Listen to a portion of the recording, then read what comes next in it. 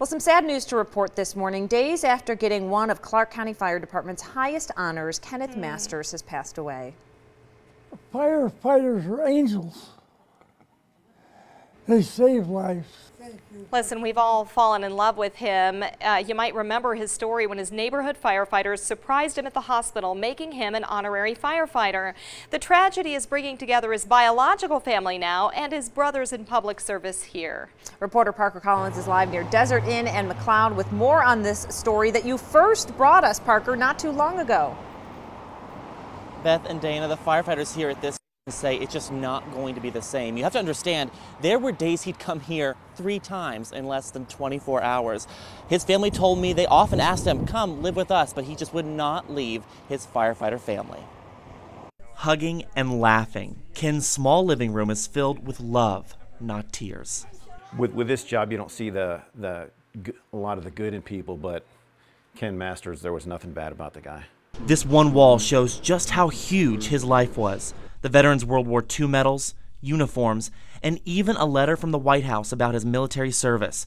93 years on this earth, and almost every single one of them was dedicated to helping others.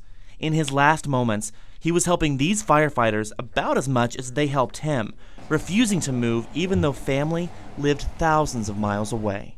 He would not leave any of you because he says, they're my boys. Yeah. And he would not leave. Even from a hospital bed, his light shone bright.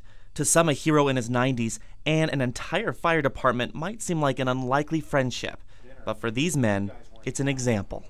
We hope that, with that, other people take into account people in their neighborhood and befriend people that they might not normally expect. Ken will be buried in upstate New York. That's where he's from. He'll be buried right beside his wife. Back to you. Oh, Parker, so for our viewers who didn't see your first story, how did he befriend firefighters, or how did they befriend him? It started, Beth, with a 911 phone call. He had chest pains. They came, they were helping him, and when they got inside his home, one of the officers was looking at his wall, noticed those medals, and of course Ken lit up. They started sharing stories, and that was almost 5 years ago. He has holiday meals with them, he hangs out with them, he meets with their families. This is a friendship that is just, like I said, comes here sometimes 3 times in a day. Yeah, it's beautiful. Sometimes it's so great to sit down with someone like that and just hear their stories. Yes. You need conversation. Thanks, Parker.